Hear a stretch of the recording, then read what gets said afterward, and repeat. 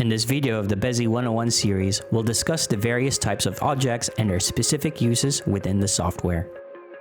So what's an object? In Bezi, an object is any item or element that can be placed in your scene.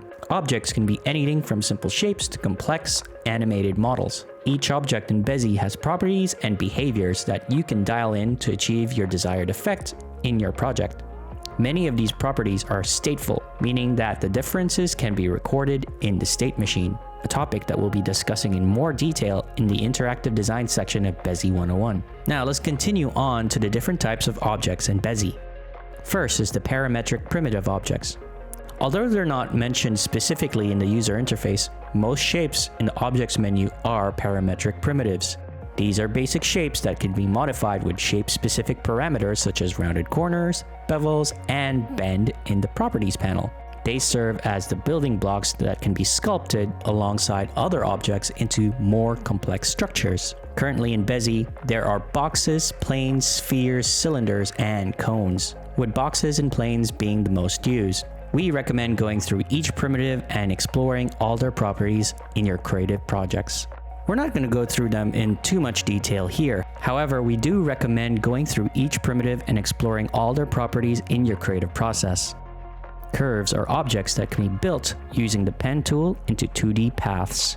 The curve pen tool features Bezier handles to make smooth 2D lines. They're useful for creating complex flat planes, extruded shapes, or pipes. The curve pen tool works in a similar way to pen tools in many popular vector-based design software. Like curves, lines are objects built with the pen tool but live in a 3D space. You can draw on multiple axes and they feature many of the same object properties as 2D based curves. The only difference is that you do not have Bezier handles. Human object. This object is useful for designers to have a side-by-side comparison of how big their designs are relative to the size of an average human. Meshes are more complex 3D structures made from vertices, edges, and faces. They are essential for creating detailed and intricate 3D models and are normally found when importing 3D models into Bezi, or when converting from a curve or line objects. Talking about 3D objects, Bezi features the ability to import objects from 3D asset stores or third-party 3D modeling software. These are great as they work together with your parametric primitive objects to build more refined and complex scenes. Imported 3D objects can be modified like any other mesh within your scene and often feature 3D surfaces with complex material UV maps.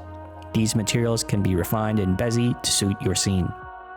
Animated 3D objects are imported 3D models that include built-in animations. These animations can be controlled and triggered within your scenes through the Properties panel. They add dynamic elements and motions to your designs. Another key difference of an animated 3D object is that you cannot refine their materials. This needs to be done in third-party software such as Blender. Text objects are typed text within your scenes. Bezi has several text properties that can be found in many popular design platforms with typography features. They're useful for labels, instructions, or interactive dialogue within your projects. Light objects are light sources within your scene. They mimic real-world lighting conditions, illuminating your objects. There are 4 light objects within Bezi: point lights, area lights, spotlights, and directional lights. Each light affects the scene in its own way. Many have the same features such as changing their brightness or the color of the light. A few notable differences are area lights, which give a nice soft pleasing light, and directional light, which casts shadows. Side note, lights tend to be one of the most resource intensive features in Bezi. Depending on what device you tend to design for, we recommend exploring and experimenting what each light can do to make your scene come to life. If you wish to learn more about making your designs more performant, we'll be going over that later in Bezi 101. Camera objects define the point of view from which your scene is viewed. They can be stationary or can be animated using the state machine. There are 2 types of cameras within Bezi. The first are standard cameras, which are great for replicating camera movements. They have properties such as camera focal length and orthographic and perspective modes. The other camera can be found in the body rig. This camera is best for representing the view of the user from their device, such as a smartphone in mobile AR, or from their eyes using a headset such as the Meta Quest 3 or Apple Vision Pro.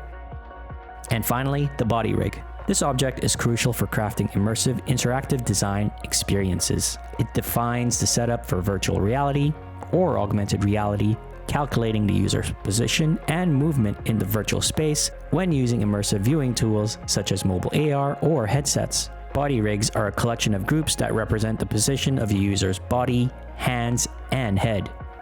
By using the power of group layout, positioning, behaviors, and a state machine, you can create complex scenes with user interfaces and external objects that react to the movement and positioning of the user. In summary, we reviewed all of the different types of objects in Bezi. Objects are the building blocks of designing immersive, interactive design. We'll be diving deeper into other aspects of design as well as going deeper into interactive design later in Bezi 101. Looking forward to seeing you there!